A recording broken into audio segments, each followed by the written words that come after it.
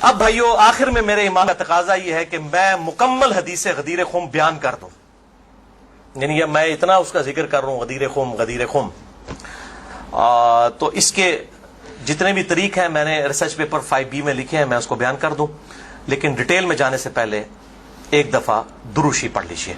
اللہم صلی علی محمد وعلی آل محمد کما صلیت علی ابراہیم وعلی آل ابراہیم انک حمید مجید، اللہم بارک علی محمد وعلی آل محمد کما بارکت علی ابراہیم وعلی آل ابراہیم انک حمید مجید۔ عثمان بھائی یہ والا ایسی بھی چلا دیں، کریٹیکل ریکارڈنگ ہو چکی ہے، یہ ریکارڈنگ میں آواز آ جاتی ہے اس بڑے ایسی کہ آپ چلا دیجیے انشاءاللہ۔ بلکہ سب سے زیادہ پسینہ تو مجھے آ رہا ہوتا ہے نا، کیونکہ میں بول رہا ہوتا ہوں، بولنے والے بندے کو زیادہ آتا ہے۔ بھائیو صحیح مسلم میں حدیث ہے انٹرنیشنل نمبر کے مطابق 553 آپ صلی اللہ علیہ وآلہ وسلم نے ارشاد فرمایا کہ جو شخص وضو کرنے کے بعد ایک دفعہ پڑھ لے اشہد ان لا الہ الا اللہ وحدہ لا شریک لہ واشہد ان محمدا عبدہ ورسولہ، تو اللہ تعالیٰ جنت کے 8 دروازے اس کے لیے کھول دے گا۔ الحمدللہ، تو جنت کے 8 دروازوں کی نسبت سے میں نے ریسرچ پیپر نمبر یہ 5B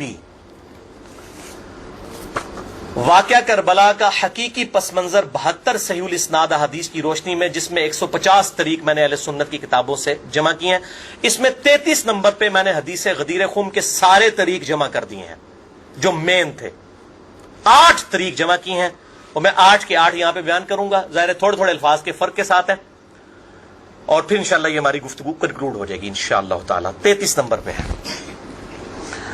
بھائیو غدیر خم کی جو حدیث ہے، اس پہ اہل سنت اور اہل تشیع کا اجماع ہے، یہ حدیث متواتر ہے۔ چند احادیث ہیں جو متواتر ہیں، ان میں سے ایک وہ حدیث ہے جو صحیح مسلم میں پہلی حدیث ہے، بخاری میں موجود ہے، جس نے میری طرف جھوٹی حدیث منسوب کی وہ اپنا مقام دوزخ میں دیکھ لے، بولے اعوذ باللہ تعالی۔ حدیث متواتر وہ حدیث ہے کہ جس کو اتنی کثرت سے لوگوں نے روایت کیا ہو کہ اس کا جھوٹ پہ ہونا محال ہو، یہ صحیح حدیث کی اعلیٰ ترین شکل ہے حدیث متواتر۔ اردو میں ہم متواترہ بول دیتے ہیں، لیکن عربی میں لفظ متواتر ہے۔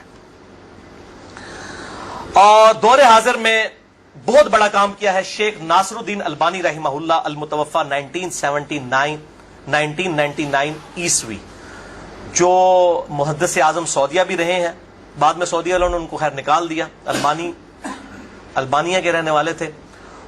انہوں نے سلسلہ احادیث صحیحہ میں، السلسلۃ الصحیحہ للبانی میں، انٹرنیشنل نمبر کے مطابق 1750 نمبر میں اور 2223 نمبر میں درجنوں طریق، اس کے درجنوں طرق نقل کیے کئی صحابہ سے، سیدنا علی سے، سیدنا سعد بن ابی وقاص سے، سیدنا ابو ایوب انصاری سے، سیدنا انس بن مالک سے، سیدنا ابو ہریرہ سے، سیدنا ابو سعید خدری سے، سیدنا بریدہ سے، سیدنا ابن عباس سے، سیدنا ابو طفیل عامر بن واصلہ سے، سیدنا برا بن عازب سے رضی اللہ عنہم اجمعین وعلیہم السلام، سب سے یہ حدیث انہوں نے نقل کی سارے طریق۔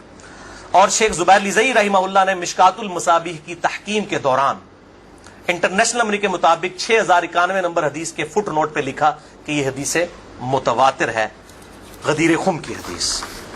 اب میرے بھائیوں دل تھام کے، آج میں نے کئی ایسی باتیں کرنی جو میں نے ابھی تک کبھی بھی نہیں کی، کسی ویڈیو میں بھی نہیں کی، اور ایون اپنی نجی محفلوں میں بھی نہیں۔ کچھ باتیں ایسی بھی ہیں کیونکہ ظاہر ہے کہ اب محرم کا مہینہ، تو میں اس کو کھول کے پھر ذرا چیزوں کو بیان کر دوں۔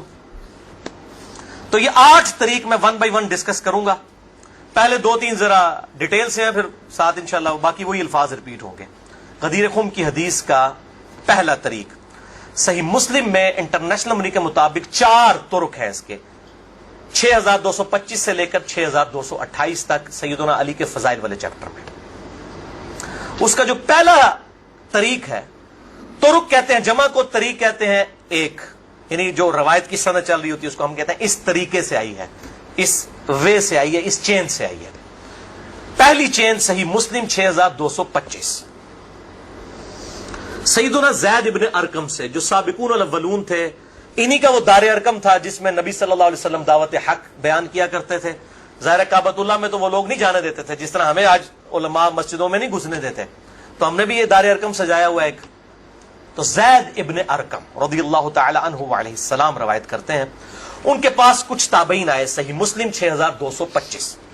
انہوں نے کہا زید آپ کتنے خوش نصیب ہیں، شروع میں آپ نے اسلام قبول کر لیا، نبی صلی اللہ علیہ وسلم کے ساتھ آپ نے نمازیں پڑھی، آپ کے ساتھ جہاد کیا، آپ صلی اللہ علیہ وسلم سے ڈائریکٹ حدیثیں سنی، آپ کی صحبت کی، آپ تو بہت خوش نصیب ہیں۔ ہم آپ کے پاس صرف اس لیے آئے ہیں کہ آپ ہمیں کوئی ایسی بات سنائیں جو خود آپ صلی اللہ علیہ وسلم سے آپ نے سنی ہو۔ تو زید ابن ارقم نے کہا کہ میں بہت بوڑھا ہو چکا ہوں، ساری باتیں تو مجھے یاد نہیں ہیں، اس لیے میری معذرت قبول کرو، البتہ ایک کریٹیکل بات مجھے یاد ہے کہ آپ صلی اللہ علیہ وسلم جب حجۃ الوداع سے واپس آ رہے تھے اپنی وفات سے تقریباً 3 مہینے پہلے، تو مکے اور مدینے کے درمیان ایک خم نامی جگہ تھی، پانی کے لیے پڑاؤ کیا غدیر خم پہ، اور یہ بات ہے 18 ذوالحجہ 10 ہجری کی، اور 11 ہجری میں آپ صلی اللہ علیہ وسلم کی وفات ہو گئی ربیع الاول میں، تاریخ کنفرم نہیں لیکن دن سوموار تھا، صحیح بخاری میں آتا ہے۔ آپ صلی اللہ علیہ وسلم نے خم نامی گاؤں میں اونٹ کے پالان کا آپ کے لیے ممبر بنایا گیا، آپ صلی اللہ علیہ وسلم نے اس پہ چڑھ کر خطبہ دیا، اور الفاظ ہی بڑے کنکلوڈنگ ہیں، ہم نے اپنے منہج پہ بھی لکھا ہوا ہے، اے لوگوں آگاہ ہو جاؤ، میں بھی ایک انسان ہوں، قریب ہے کہ اللہ کا قاصد یعنی موت کا فرشتہ میرے پاس آئے اور میں اس کی دعوت قبول کر لوں۔ لوگوں آگاہ ہو جاؤ، میں اپنے بعد تم میں 2 بھاری چیزیں چھوڑ کر جا رہا ہوں، یہ ہے حدیث ثقلین۔ ان میں سے پہلی چیز اللہ کی کتاب ہے، اس میں ہدایت ہے، اس میں نور ہے، تم اللہ کی کتاب کو پکڑو، اپنا تعلق اس کتاب کے ساتھ مضبوط کرو، اللہ کی کتاب اللہ کی رسی ہے، جو اس کو پکڑے گا ہدایت پر ہوگا، جو چھوڑ دے گا گمراہ ہو جائے گا۔ پھر زید ابن ارقم کہتے ہیں آپ صلی اللہ علیہ وسلم ترغیب دلاتے رہے، اللہ کی کتاب، اللہ کی کتاب، اللہ کی کتاب، لیکن امت نے چھوڑ دی کتاب۔ اور پھر آپ صلی اللہ علیہ وسلم نے فرمایا دوسری بھاری چیز میرے اہل بیت ہیں، میں اپنے اہل بیت کے معاملے میں تمہیں اللہ سے ڈراتا ہوں، میں اپنے اہل بیت کے معاملے میں تمہیں اللہ سے ڈراتا ہوں، میں اپنے اہل بیت کے معاملے میں تمہیں اللہ کا خوف دلاتا ہوں۔ اچھا، اب ظاہر ہے اس زمانے میں بھی لوگ موجود تھے، لوگوں کے کان کھڑے ہو گئے، حضرت معاویہ بن ابی سفیان رضی اللہ تعالیٰ عنہ کا دور تھا، تابعین نے سیدھا سوال ہی عجیب و غریب کر دیا، انہوں نے کہا زید یہ حضور کی بیویاں اہل بیت نہیں ہیں؟ دیکھو،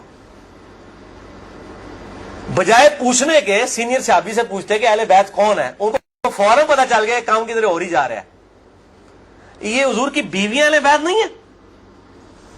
زید بن ارقم نے کہا کہ بیویاں اہل بیت ہیں، لیکن یہاں پر وہ مراد نہیں ہے، یہاں پر تو نبی صلی اللہ علیہ وسلم کے خاندان کے لوگ مراد ہیں، آل علی، آل عقیل، آل عباس، آل جعفر، وہ لوگ مراد ہیں اہل بیت، حضور کی بیویاں یہاں مراد نہیں ہیں، جن پر قیامت تک کے لیے صدقہ حرام ہے، یہ زید بن ارقم نے کہا۔ تو تھوڑا کوڑا سیجے طریق، اگلا بڑا سخت جے، میں ڈر رہا ہوں یہ بیان کرتے ہوئے، لیکن اس میں نے پمفلٹ میں لکھ دیا ہوا ہے، لیکن وہ لوگ پڑھ کے گزر گئے ہوں گے، لیکن میں اب آپ کو توجہ دلاؤں گا۔ صحیح مسلم 6228 نمبر طریق، اس میں پتہ کیا الفاظ ہیں؟ اس حدیث کے اینڈ پہ تابعین پوچھتے ہیں کہ کیا نبی کی بیویاں اہل بیت نہیں ہیں؟ تو زید ابن ارقم کہتے ہیں اللہ کی قسم نہیں، اللہ کی قسم نہیں، عورت تو کتنا عرصہ کسی مرد کے ساتھ گزارتی ہے، بعد میں اس کا مرد اسے طلاق دے دیتا ہے، وہ اپنے میکے واپس آ جاتی ہے، تو عورت کیسے اہل بیت ہو سکتی ہے؟ ایسا ہی مسلم پڑھ رہے جے بھائی، اصول کافی نہیں پڑھ رہا مولویوں، صحیح مسلم 6228، وہ کہتے ہیں بیوی کو طلاق ہوئی اپنے گھر چلی گئی، وہ کہاں سے اہل بیت ہو گئی؟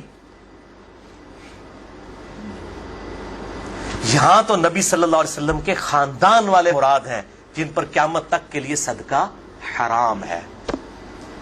زید ابن ارقم کو ریال نہیں ملتے تھے، نہ سعودیہ سے نہ ایران سے، وہ تو صحابی تھے نا رضی اللہ تعالیٰ عنہ، حق بیان کیا انہوں نے۔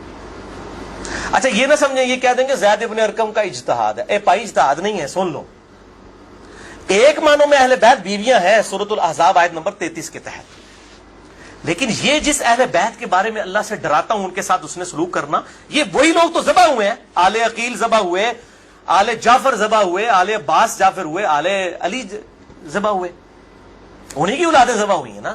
یہ 72 جو ہم شہدائے کربلا کہتے ہیں انہی کے بارے میں ڈرایا تھا، جن کے بارے میں غیبی خبر دی گئی تھی کہ ان کے ساتھ امت برا سلوک کرے گی. اچھا، یہ زید ابن ارقم کا اجتہاد نہیں ہے میرے بھائیوں، اس کی سپورٹ میں صحیح مسلم سے 2 مرفوع حدیثیں اپنے محبوب صلی اللہ علیہ وسلم کی حدیثیں بیان کرتا ہوں. سنیں پہلی حدیث انٹرنیشنل نمبر کے مطابق صحیح مسلم میں 6261 نمبر. اما عائشہ رضی اللہ تعالی عنہا وعلیہ السلام خود روایت کر رہی ہیں کہ ایک دن نبی صلی اللہ علیہ وسلم اس حال میں برآمد ہوئے کہ آپ صلی اللہ علیہ وسلم نے ایک کالے رنگ کی چادر اوڑھی ہوئی تھی جس پہ نقش و نگار بنے ہوئے تھے جیسا کہ اونٹ کے کجاووں کے ہوتے ہیں. کالے رنگ کی منقش چادر اوڑھی ہوئی تھی. اتنے میں سیدنا حسن آئے، آپ صلی اللہ علیہ وسلم نے ان کو اپنی چادر کے نیچے لے لیا. پھر سیدنا حسین آئے، ان کو اپنی چادر کے نیچے لے لیا. پھر سیدہ فاطمہ آئی، ان کو اپنی چادر کے نیچے لے لیا. پھر سیدنا علی آئے، ان کو بھی اپنی چادر کے نیچے، ان چاروں کو لیا. اور 5ویں خود، جس سے 5 تن پاک کا ہم کانسیپٹ لیتے ہیں، 5 اس چادر کے نیچے لیا. سیدہ عائشہ کو نہیں لیا. پوائنٹ ٹو بی نوٹڈ، وہ راوی ہیں، وہ دیکھ نہیں ہے منظر. اور اما عائشہ دیکھ لیں کتنی منصف مزاج تھی، انہوں نے یہ روایت بیان کر دی. ورنہ کسی درجے میں اپنے بارے میں بھی سوچ سکتی تھی کہ مجھے نہیں لیا گیا. لوگ کل کو سوال کریں گے کہ آپ کو کیوں نہیں لیا گیا، آپ اہل بیت نہیں تھیں، یقیناً تھی. لیکن یہ والا معاملہ جو ہے وہ ایکسٹرا آرڈنری ہے، اسپیشل پروٹوکول ہے. چادر کے نیچے لیا. پھر آپ صلی اللہ علیہ وسلم نے سورۃ الاحزاب کی آیت نمبر 33 پڑھی، انما یرید اللہ لیذھب عنکم الرجس اہل البیت ویطہرکم تطہیرا. اے نبی کے گھر والوں، اللہ تو صرف یہی چاہتا ہے کہ ہر طرح کی ناپاکی تم سے دور کر دے اور تمہیں خوب صاف ستھرا کر دے. راویہ اما عائشہ ہیں، خود چادر کے نیچے نہیں ہے. علی، حسن، حسین اور سیدنا علی ہیں، سیدہ فاطمہ ہیں، اور نبی صلی اللہ علیہ وسلم 5ویں خود. تو زید ابن ارقم نے کوئی غلط بات نہیں کی ہے، ان کو یہ حدیثیں پتہ تھیں. اور دوسری حدیث صحیح مسلم سے ہی انٹرنیشنل نمبر کے مطابق 6220 نمبر. یہ بڑی لمبی حدیث ہے، میرا ٹاپک کسی دوسری طرف چلا جائے گا اور کچھ بن جانا ہے. چونکہ میں اس کو لکھ چکا ہوں ان 150 روایتوں والے 72 والے احادیث والے، لہذا میں اس کا ایک پورشن بیان کرنے لگا ہوں. باقی جسے شوق ہو تو وہ پڑھ لے، اس کے اندر میں نے لکھا ہے اس کا پورا طریقہ، ورنہ معاملہ کہیں سے اور ہی نکل جانا ہے. پھر سب و شتم والا ایشو ڈسکس ہو جانا ہے، حضرت معاویہ کے دور میں جو سیدنا علی کے پر لعنت ہوتی تھی، وہ والا ٹاپک اس میں ڈسکس ہو جانا ہے. اس لیے میں اس حدیث کا آخری جز بیان کر رہا ہوں کہ سیدنا سعد ابن ابی وقاص رضی اللہ تعالیٰ عنہ کہتے ہیں کہ جب آیت مباہلہ نازل ہوئی نجران کے عیسائیوں کے ساتھ، نبی صلی اللہ علیہ وسلم کی 1-to-1 ڈبیٹ ہوئی. اینڈ پہ ہوا کہ ٹھیک ہے مباہلہ کرتے ہیں، کون حق ہے کون باطل ہے.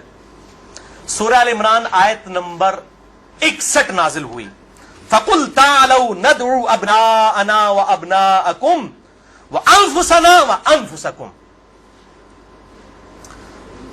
وَنِسَاءَنَا وَنِسَاءَكُمْ وَأَنفُسَنَا وَأَنفُسَكُمْ. کہ نبی صلی اللہ علیہ وسلم کو کہا گیا کہ ان کو کہو اپنے بیٹوں کو لے آؤ، ہم بھی اپنے بیٹوں کو لے آتے ہیں. تم بھی اپنی عورتوں کو لے آؤ، ہم بھی اپنی عورتوں کو لے آتے ہیں. تم خود بھی آ جاؤ، ہم خود بھی آ جاتے ہیں. پھر اللہ کے حضور اوپن میدان میں دعا کرتے ہیں، جھوٹے پہ اللہ کی لعنت. اس کو مباہلہ کہتے ہیں. لیکن نہیں آئے. سعد ابن ابی وقاص کہتے ہیں کہ نبی صلی اللہ علیہ وسلم، قرآن میں کیا حکم آیا تھا؟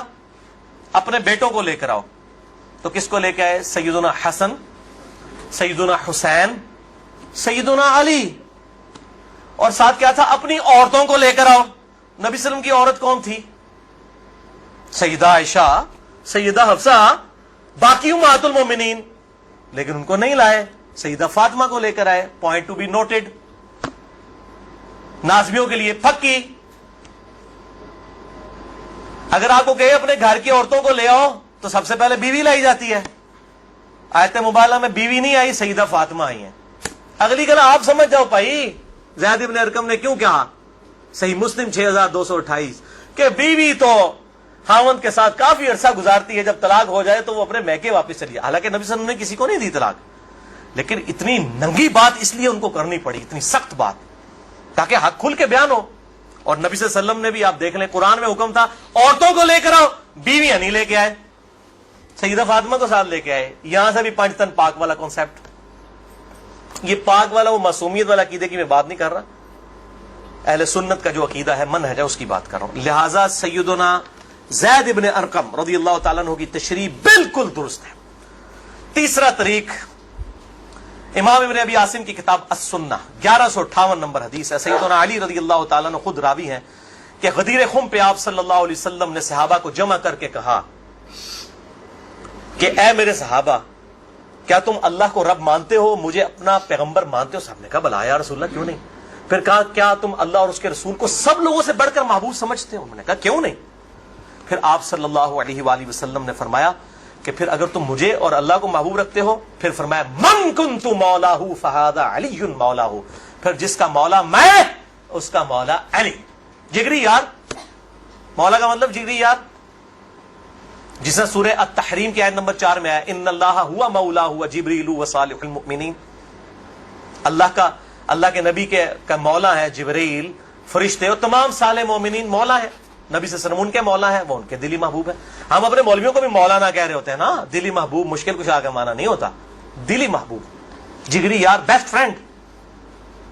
अच्छा, चौथा तरीक सुनन निसाई अल कुबरा में इंटरनेशनल नंबर के मुताबिक 8478 सैयदना अबू तुफैल आमिर बिन वासिला रज़ियल्लाहु ताला अन्हु, ये वो सहाबी हैं जो सबसे आखिर में फौत हुए हैं 110 हिजरी में, नबी सल्लल्लाहु अलैहि वसल्लम की वफात के बाद 100 साल तक जिंदा रहे हैं। ये अबू तुफैल आमिर बिन वासिला जंगे जमल सिफीन नहरवान में सैयदना अली के साथ रहे हैं। किधर 37 हिजरी में जाके जंगे जमल सिफीन हो रही है और किधर 110 हिजरी में ये फौत हुए हैं। और इनकी हदीसें नबी सल्लल्लाहु अलैहि वसल्लम से भी रवायत हैं और सैयदना अली से भी इन्होंने कई हदीसें रवायत की हैं। वो कहते हैं कि खुले मैदान में सैयदना अली रज़ियल्लाहु ताला अन्हु ने, ये सिफीन का ही मौका था, पब्लिक को जमा किया, अपने मानने वालों को जो साथ थे, शियाने अली, शिया का मतलब है ग्रोह के बंदे। तो फिर उनसे वो हदीस बयान की कि जरा मुझे बताओ ना कि तुम लोगों ने नबी सल्लल्लाहु अलैहि वसल्लम से ये हदीस सुनी थी, तो कई लोग गवाही के लिए खड़े हो गए। फिर वो पूरी हदीस बयान की जो आप सल्लल्लाहु अलैहि वसल्लम फरमाया अन्नबिय्यु औला बिल मुमिनीन मिन अनफुसिहिम, नबी सल्लल्लाहु अलैहि वसल्लम मोमिनीन की जानों पर उनकी जानों से बढ़कर हक रखते हैं और नबी की बीवियां उम्मत की माएँ हैं। इस आयत के तहत ए सहाबा इकराम, ए मेरे उम्मतियों, क्या तुम मुझे सबसे बढ़कर महबूब रखते हो? सबने कहा भला या रसूलल्लाह। फिर आप सल्लल्लाहु अलैहि वसल्लम ने मौला अली का हाथ पकड़ा, यूं बुलंद किया सहाबा में और कहा मन कुन्तु मौलाहु फहादा अलीयुन मौलाहु, फिर जिसका जिगरी यार मैं, उसका जिगरी यार अली भी होने चाहिए, हाथ पकड़कर। अच्छा, अबू तुफैल आमिर बिन वासिला कहते हैं ये हदीस जब मैंने सैयदना अली से सुनी तो मैं हिल गया। मेरे दिल में कलक था कि नबी सल्लल्लाहु अलैहि वसल्लम ने इतनी बड़ी बात की हजरत अली के बारे में और सहाबा इकराम ने, रिज़वान ने गवाही दी। इसमें आगे अल्फाज ये मौजूद हैं कि इसमें ही अल्फाज मौजूद है कि आप सल्लल्लाहु अलैहि वसल्लम ने इसी हालत में कहा ए अल्लाह, जो अली से मोहब्बत रखे उससे मोहब्बत रख, जो अली से दुश्मनी रखे उससे तू भी दुश्मनी रख। ये बहुत बड़ी बात है। अबू तुफैल कहते हैं मैंने कहा ये हदीस, मैं कहते हैं बाहर निकला, मैंने कहा सबसे सीनियर सहाबी शुरू के मुसलमान है ज़ैद इब्न अरकम, वो तो पहले तैयार बैठे हैं ज़ैद इब्न अरकम, वो तो भूलेगा नहीं ज़ैद इब्न अरकम कौन है, तो जमात इस्लामी के स्कूल भी नहीं दारे अरकम भूलणगे, तो दारे अरकम उन्हीं के नाम पे रखे हुए हैं क्योंकि दारे अरकम सबसे पहला घर था जहां नबी सल्लल्लाहु अलैहि वसल्लम दावत तौहीद किया करते थे। ज़ैद इब्न अरकम के पास गए, उनका ज़ैद आप तो साबिकून और अव्वलून में से हैं, मुझे बताएं हजरत अली ने यह हदीस बयान की है और इतने लोगों ने गवाही दी है। उन्होंने कहा तू क्या बात करता है, मैंने तो खुद नबी सल्लल्लाहु अलैहि वसल्लम से यह हदीस सुनी हुई है, मन कुन्तु मौलाहु फहादा अलीयुन मौलाहु, और ए अल्लाह उससे मोहब्बत रख, जो अली से मोहब्बत रखे उससे दुश्मनी रख, जो अली से दुश्मनी रखे। ये वो हिस्सा है जिसका इब्न तैमिया ने इनकार किया मिनहाजुस सुन्ना में। फिर शेख अलबानी ने फिर सफ़ों के सफ़े काले किए कि इब्न तैमिया में जल्दबाजी की आदत थी और मुबालगा आराई थी। सिलसिला अहदीस सहिया 2223 नंबर हदीस के कॉन्टेक्स्ट में शेख अलबानी ने सख्त गिरफ्त की है। अच्छा, पांचवा तरीक सही मुस्लिम में 3713 है, जामिया तिरमिज़ी में 3713। पांचवा तरीक मन कुन्तु मौलाहु फहादा अलीयुन मौलाहु, ज़ैद इब्न अरकम से जाबिर बिन अब्दुल्लाह से रज़ियल्लाहु ताला अन्हुमा। छठा तरीक मुस्नद अहमद में है इंटरनेशनल नंबर के मुताबिक 19,321 जिल्द 4 सफ़ा 370 पर। کہ سیدنا علی نے جب پوچھا گواہی دو گے اس حدیث کی غدیر خم کی، تو 30 صحابہ وہاں پر کھڑے ہوئے، اور باقی پوری حدیث وہی ہے سنن نسائی الکبریٰ والی کہ اے اللہ اس سے محبت رکھ جو علی سے محبت رکھے، اس سے دشمنی رکھ جو علی سے دشمنی رکھے۔ تو ہمیں تو بڑا فخر ہے، ہم تو علی سے نہ صرف محبت رکھتے ہیں، علی کے دشمنوں کو للکار رہے ہیں، الحمدللہ۔ تو اللہ تعالیٰ اسی عمل کے سبب، اس عمل کا وسیلہ اللہ کے حضور پیش کرتے ہیں کہ اللہ تعالیٰ ہمیں محبوب رکھے، آمین۔ بھائی یہ غدیر خم پہ آپ صلی اللہ علیہ وسلم نے خطبہ کیوں دیا؟ اس کی میں نے حکمت کئی لیکچرز میں بیان کی، یہاں پہ بھی بیان کر دوں۔ یہ آپ خطبہ حجۃ الوداع پہ بھی دے سکتے تھے، وہ روایتیں ضعیف ہیں۔ غدیر خم اس موقع پر پہنچ کر سب لوگ عرب کے جا چکے تھے سوائے اہل شام کے اور اہل مدینہ کے، اور اہل شام صفین میں سیدنا علی کے خلاف کھڑے ہوئے، اور اہل مدینہ میں جو کچھ لوگ تھے انہوں نے اہل مدینہ کے ساتھ زیادتی کی، کچھ ان کے ساتھ زیادتیاں ہوئی۔ اہل مدینہ اور اہل شام کو اصل میں ڈرایا گیا، کیونکہ واقعہ ہرہ میں اہل مدینہ کے ساتھ ظلم کیا یزید نے، اور صفین میں جو ہے وہ حضرت معاویہ جو فوج لے کے آئے وہ شامیوں کی تھی۔ اس لیے نبی صلی اللہ علیہ وسلم نے حضرت علی کے بارے میں یہ کرٹیکل حدیث وہاں پر بیان کی تاکہ شامیوں کو اور اہل مدینہ کو ڈر سنا دیا جائے۔ یہ اس کی ٹیکنیکل ریزن تھی، یہ کوئی خلافت والا معاملہ نہیں تھا۔ وہ تو بخاری اور مسلم کی متفق علیہ حدیث ہے، صحیح بخاری میں 4460 نمبر حدیث ہے۔ سیدنا طلحہ نے جب پوچھا عبداللہ ابن ابی اوفا سے کہ بتائیے کیا نبی صلی اللہ علیہ وسلم نے اپنا وصی کسی کو منایا؟ انہوں نے کہا کسی کو نہیں منایا، آپ نے ہمیں قرآن پر چلنے رہنے کی وصیت کی تھی۔ یہ جو وصی رسول والا ایشو ہے یہ اجماع صحابہ ہے، میں نے پورا لیکچر ریکارڈ کروا دیا ہے، مسئلہ نمبر 55B، وصی رسول کون ہے اور حدیث قرطاس کا تحقیقی جائزہ۔ وصی رسول نہ سیدنا ابو بکر ہے نہ سیدنا علی ہے، بلکہ قرآن حکیم ہے۔ سیدنا ابو بکر کی جو خلافت اسٹیبلش ہوئی وہ اجماع صحابہ تھا رضی اللہ عنہم اجمعین وعلیہم السلام۔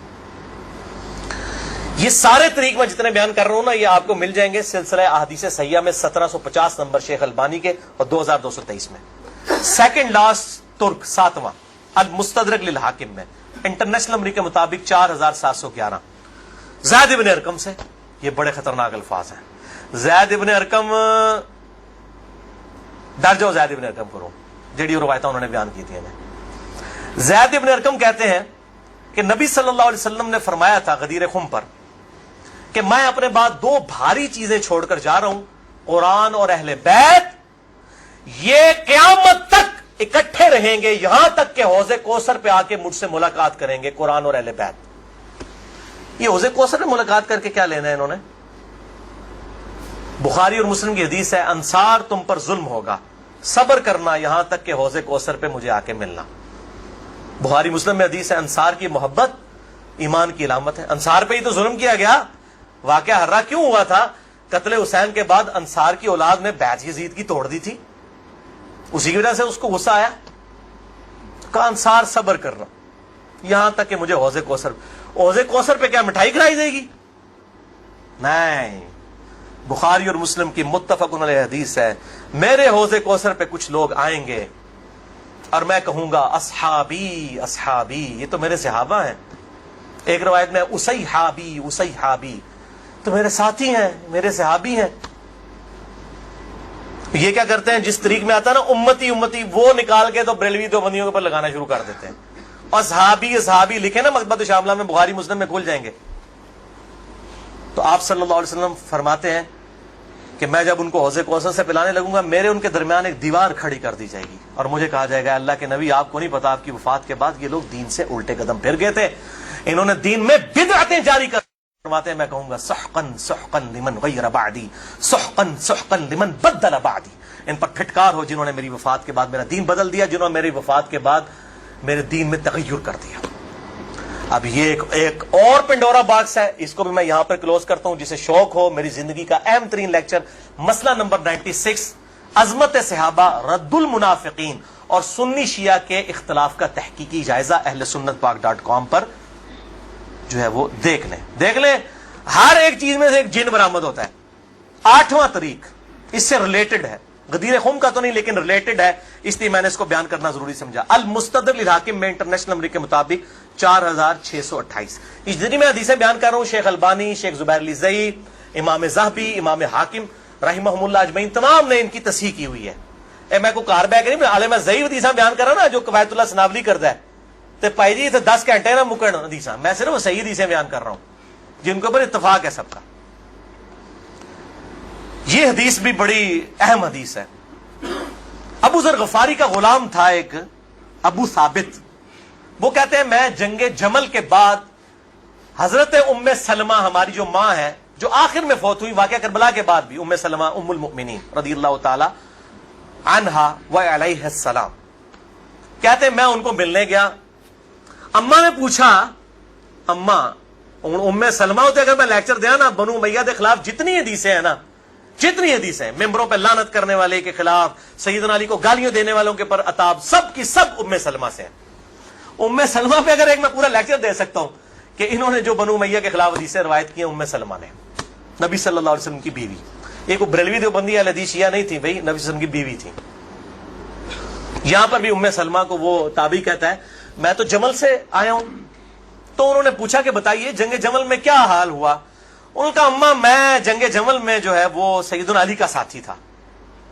اچھا، کہتے ہیں لیکن صبح کے وقت جب میں نے اپنے مخالف لشکر میں سیدہ عائشہ کو دیکھا تو میرا دل ڈولنے لگ پڑا کہ یہ ٹھیک ہے یا وہ، حالانکہ وہ تو کتنی حدیثیں ہیں کہ میری ایک بیوی پہ خوف کے کتے بھونکیں گے، حدیث خوف پہ پورا باب شیخ البانی نے باندھ دیا، میں نے 72 حدیثوں میں نقل کیا، سیدہ عائشہ پہ کتے بھونکے، اس کے بعد پوری زندگی روتی تھی، وہ تو ابن زبیر ان کو آگے لے گئے، اس کے بعد سیدنا علی نے ان کو معاف بھی کیا، اور ایک الگ سے ایک ٹاپک ہے، مسئلہ 101 میرا دیکھ لیں۔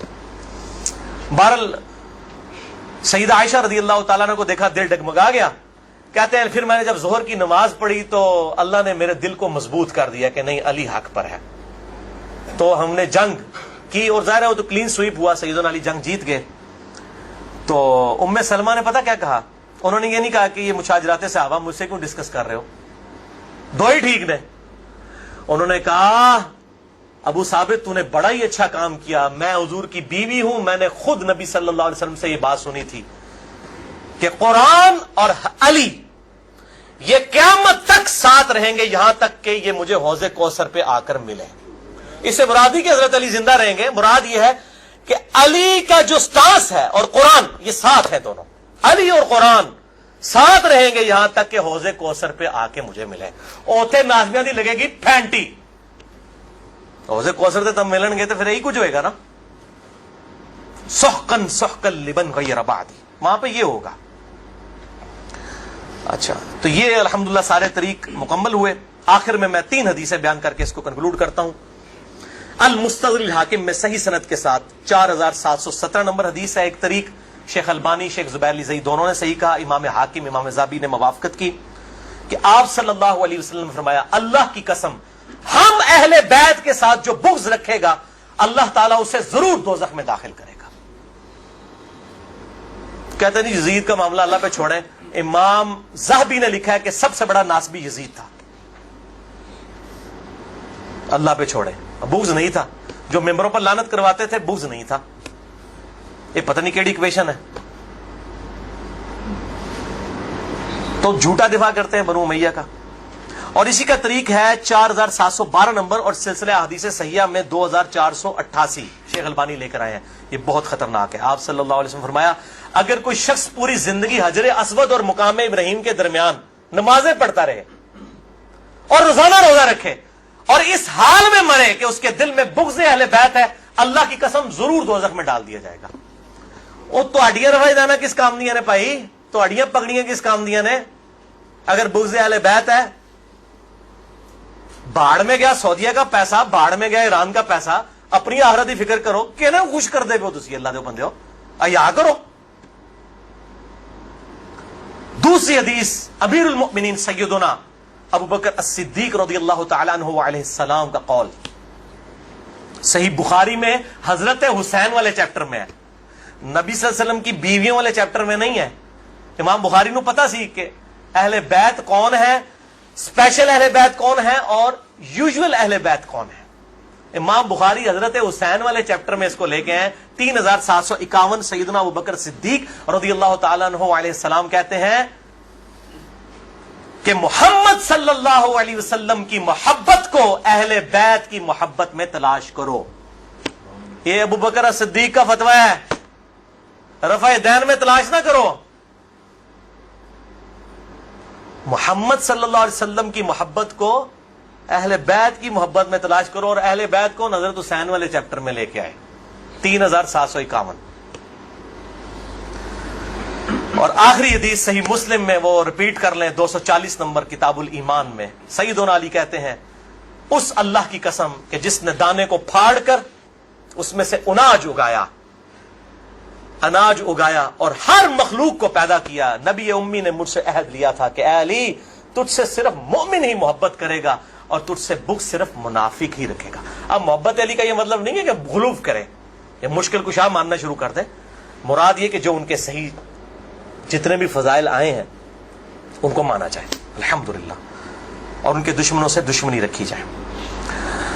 یہ بھائیو اب آج کی گفتگو کنکلوڈ ہوئی. میں آخر میں پھر وہی کہوں گا کہ یہ میرا جو ریسرچ پیپر ہے 5B واقعہ کربلا کا حقیقی پس منظر 72 صحیح الاسناد حدیث کی روشنی میں، اسے ضرور پڑھیں. اہل سنت پاک.com سے research paper number 5B download کریں.